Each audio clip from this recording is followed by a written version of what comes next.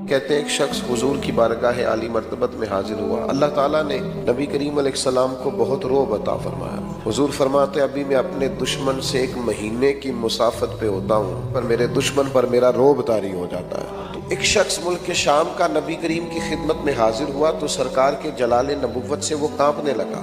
तो हुजूर फरमाने लगे आप डरते क्यों हैं? तो उन्होंने अर्ज किया कि मैं मदीने की स्टेट के सरबराह के पास आया। तो बादशाहों के बड़े आदाब होते थे, बड़े प्रोटोकॉल होते थे। मुझे डर लग रहा है, मुझे वो आदाब नहीं आते।